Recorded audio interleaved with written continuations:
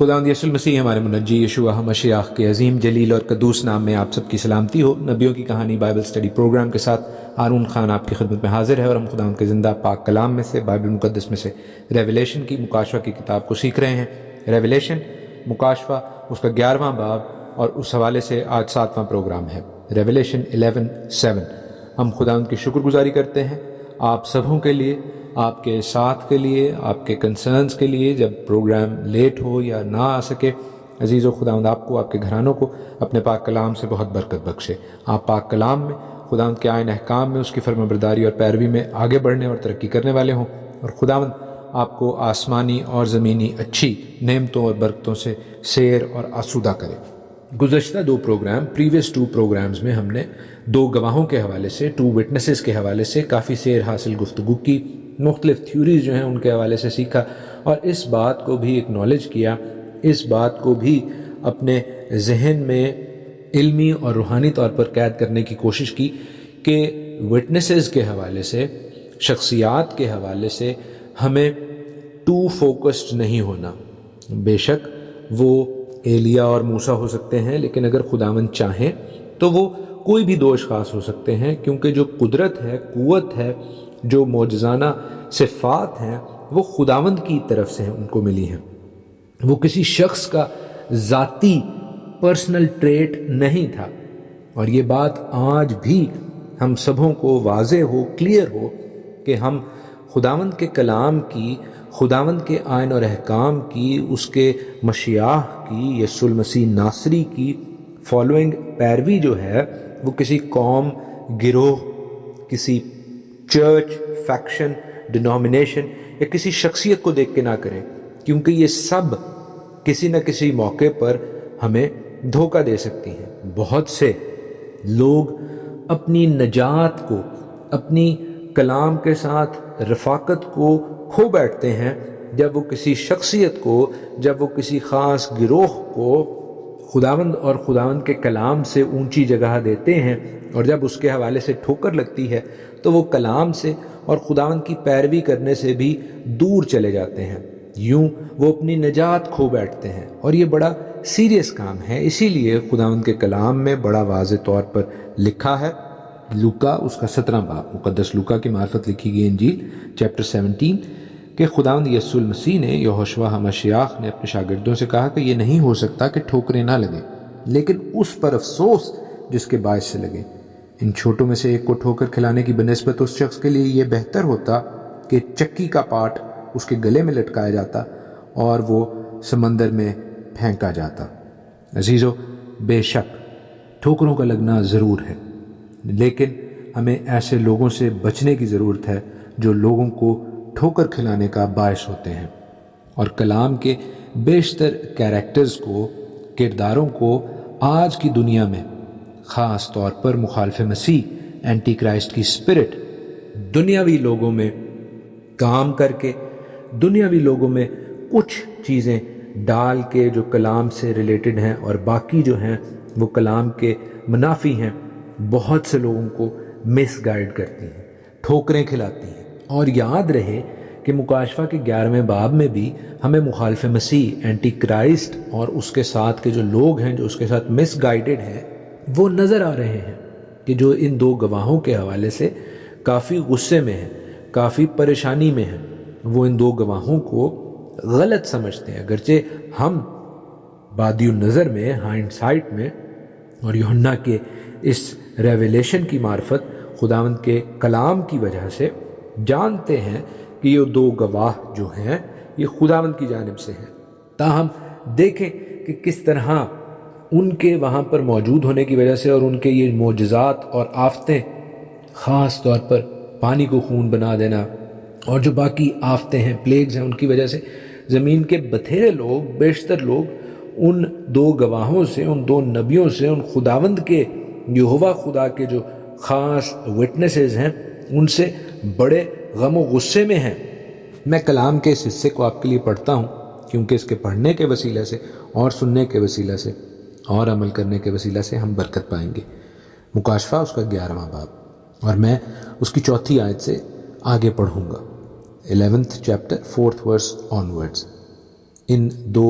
چراغدانوں اور زیتون کے 2 درختوں کے حوالے سے یوں لکھا ہے، یہ وہی زیتون کے 2 درخت ہیں اور 2 چراغدان ہیں جو زمین کے خدا ان کے سامنے کھڑے ہیں، اور اگر کوئی انہیں ضرر پہنچانا چاہتا ہے تو ان کے منہ سے آگ نکل کر ان کے دشمنوں کو کھا جاتی ہے، اور اگر کوئی انہیں ضرر پہنچانا چاہے گا تو وہ ضرور اسی طرح مارا جائے گا۔ ان کو اختیار ہے کہ آسمان کو بند کر دے تاکہ ان کی نبوت کے زمانہ میں پانی نہ برسے،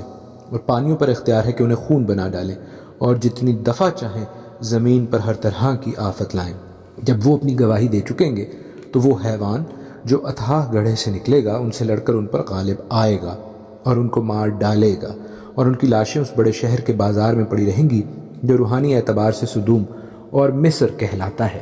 جہاں ان کا خداوند بھی مصلوب ہوا تھا، اور امتوں اور قبیلوں اور اہل زبان اور قوموں میں سے لوگ ان کی لاشوں کو 3.5 دن تک دیکھتے رہیں گے اور ان کی لاشوں کو قبر میں نہ رکھنے دیں گے، اور زمین کے رہنے والے ان کے مرنے سے خوشی منائیں گے اور شادیانے بجائیں گے اور آپس میں تحفے بھیجیں گے، کیونکہ ان دونوں نبیوں نے زمین کے رہنے والوں کو ستایا تھا،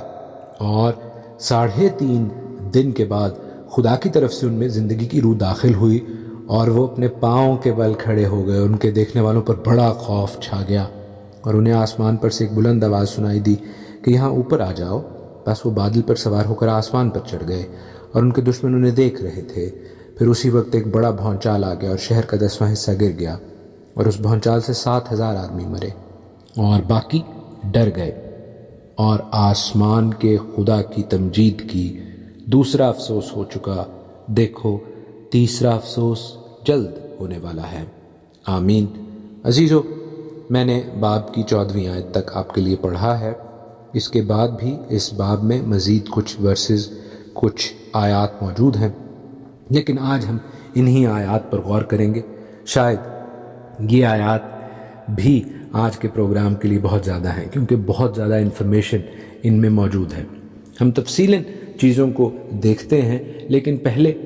فرسٹ لیئر کو اگر ہم اٹھائیں، بہت اہم چیدہ باتوں کو اگر ہم نوٹ کریں تو ہمیں ان دونوں گواہوں کی لوکیشن کا علم ہوتا ہے، یہ کہاں پر موجود ہیں۔ عزیزو، بڑا واضح طور پر ایک بات تو یہ لکھی ہے کہ ہیکل کی پیمائش کا ذکر ہے۔ ہیکل آف کورس یروشلم کے ساتھ ایسوسیٹڈ ہے، لیکن دوسرا بڑا ہنٹ، دوسری بڑی جو ہمیں نشانی بتائی جا رہی ہے وہ یہ ہے کہ یہاں پر یہ وہ شہر ہے جو روحانی اعتبار سے سدوم اور مصر کہلاتا ہے۔ اب سدوم کیوں کہلاتا ہے اور مصر کیوں کہلاتا ہے؟ کیونکہ یہ دونوں شہر یا جگہیں ایسی ہیں جہاں پر برائی، بدی اور غلامی کا تاثر ملتا ہے۔ سدوم ایک سن سٹی تھی، ایسی سٹی جہاں پر گناہ کا بہت زیادہ لینا دینا تھا، اور مصر اسرائیل کی، خداوند کی قوم کی غلامی کا استعارہ ہے۔ تو ہم دیکھتے ہیں کہ اس شہر کو سدوم اور مصر کہنے کا مطلب یہ ہے کہ یہ جگہ گناہ کی غلامی میں گھری ہوئی ہے۔ This is subject to the slavery of sun. اور بڑے افسوس کی بات ہے کہ یہ وہ شہر ہے جو خداوند کا شہر ہے۔ لکھا ہے یہاں پر ان 2 گواہوں کا خداوند بھی مصلوب ہوا تھا، میرا اور آپ کا خداوند۔ اگر ہم خداوند کے کلام پر چلنے والے، اس کے آئین احکام پر قائم رہنے والے، اس کے ان 2 گواہوں کی طرح اس کی گواہی پر قائم ہیں، تو عزیزو وہ ہمارے خداوند کی مصلوبیت کا شہر ہے، یسوع المسیح کی مصلوبیت کا شہر ہے، یروشلم ہے۔ اور میں سوچتا ہوں کہ خداوند کے لیے یہ بات کتنی دکھ بھری ہوگی، کیونکہ وہ یروشلم سے پیار کرتے ہیں، یروشلم کے باسیوں سے پیار کرتے ہیں، اور کتنی دفعہ انہوں نے اس بات کا اظہار کیا۔ انہوں نے یروشلم کو دیکھ کر آنسو بہائے کہ یروشلم یروشلم، کتنی دفعہ میں نے چاہا کہ جس طرح مرغی اپنے بچوں کو اپنے پروں تلے سمیٹ لیتی ہے، اسی طرح تجھے اپنے پروں تلے سمیٹ لوں۔ ہاللویا۔ لیکن اسی شہر میں ہم دیکھتے ہیں کہ گناہ کی غلامی کا راج ہے، اور خداوند اس شہر میں اپنے 2 وٹنسز بھیج رہے ہیں، اپنے 2 گواہ بھیج رہے ہیں، تاکہ وہ لوگوں کو بتا سکیں۔ ابھی بھی یہ 2 گواہوں کا بھیجا جانا خداوند کے پیار کی نشانی ہے۔ وہ چاہتے ہیں کہ لوگ ان کے بیٹے کو، مشیاخ کو، یسوع المسیح ناصری کو قبول کر لیں، گناہ کی غلامی سے نکل آئیں، خداوند کے کلام کی پیروی میں چلیں، خداوند کے کلام کی روشنی میں چلیں، کیونکہ عزیزو خداوند کا کلام چراغ کی مانند ہے، وہ ہمارے قدموں کے لیے چراغ ہے، وہ ہماری راہ کے لیے روشنی ہے، اور جو اس کی روشنی میں چلتے ہیں وہ ٹھوکر نہیں کھاتے۔ ہم خداوند کی شکر گزاری کرتے ہیں، ہم خداوند کی شکر گزاری کرتے ہیں، ہاللویہ، کیونکہ ان خداوند کے دو گواہوں کو بے شک شیطان ابلیس، the character of antichrist, وہ حیوان، وہ ڈریگن، وہ برائی کا منبع، اگرچہ شکست دیتا ہے، اگرچہ ان سے لڑتا ہے اور ان پر غالب آ جاتا ہے اور ان کو مار بھی دیتا ہے، تو بھی عزیزو خداوند کی رواح خدیش، ہولی اسپرٹ، پاک روح، وہ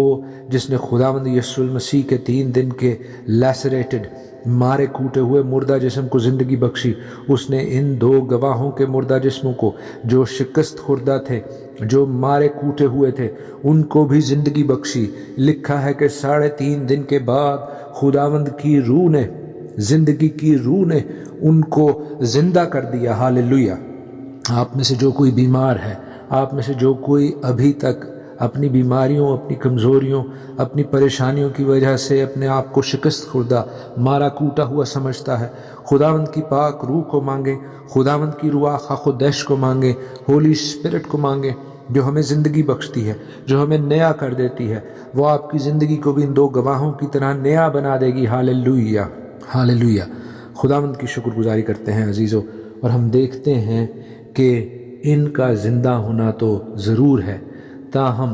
بہت سے لوگ ایکسپوز ہوں گے، وہ لوگ جو ان کے مرنے پر، ان 2 گواہوں کے مرنے پر تحفے بھیج رہے تھے، وہ جو ان کے مرنے پر خوشیاں منا رہے تھے، وہ جو ان نبیوں کو ستا کر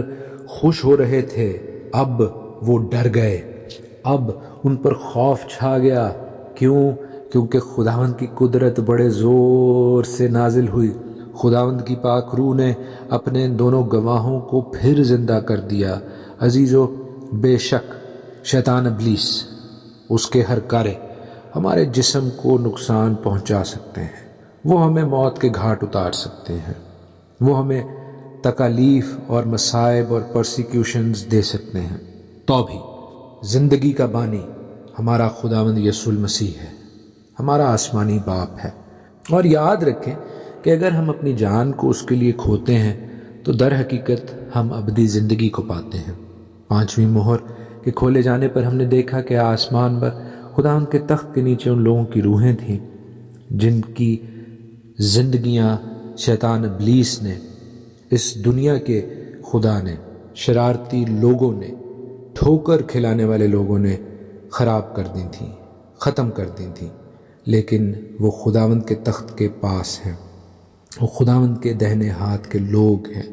ان کے پاس سفید جامے ہیں۔ عزیزو، آج ہم اس پروگرام میں خاص طور پر ان لوگوں کے لیے دعا کرتے ہیں جو خداوند کے نام کی خاطر سے ستائے جاتے ہیں، کہ خداوند انہیں ابدی زندگی کا وہ تاج بخشے، وہ سفید جامہ دے جو خداوند کے برگزیدوں کے لیے مخصوص ہے۔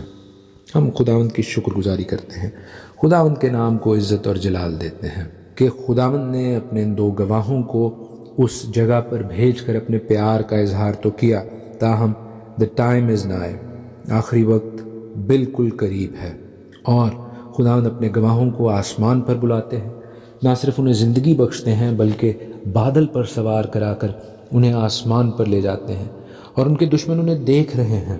اور عزیزو، لکھا ہے کہ اس شہر پر بھونچال آیا، شہر کا 10واں حصہ گر گیا، 7,000 آدمی بھی مر گئے، اور باقی جو تھے وہ ڈر گئے۔ کیا وہ خداوند کے خوف سے مغلوب ہوئے یا دنیاوی خوف میں مبتلا ہیں؟ عزیزو، اس حوالے سے ہم سیکھیں گے، تاہم مختصراً یہ بتاتا چلوں کہ جو ڈر یہاں پر ہمیں دکھائی دے رہا ہے اس کے ساتھ خداوند کی تمجید ہے۔ دیٹ شوز، یہ بتاتا ہے کہ اس وقت بھی لوگ بچیں گے، اس وقت بھی لوگ یہوہ خدا کی تمجید کر کے، اس کے خوف میں آ کر خداوند کے خوف میں آ کر بچ جائیں گے۔ خداوند کے گواہوں نے اپنی زندگی کے حوالے سے بھی اور پھر مر کر زندہ ہونے کے حوالے سے بھی کچھ لوگوں کو بچا لیا۔ آئیں ہم بھی لوگوں کو بچانے کا وسیلہ بنیں، اپنی زندگی سے، اپنے کردار سے، اور لوگوں کے لیے ٹھوکر کا باعث نہ بنیں، بلکہ ٹھوکر کھلانے والے لوگوں سے بھی بچ کر رہیں، اور اپنی زندگی سے، اپنے افعال، اپنے کردار، اپنے کلام سے خداوند کے جلال کے لیے لوگوں کو خداوند کی تمجید کرنے والوں کا ٹولہ بنا سکیں۔ مسیح یہوشوا کے نام میں آمین۔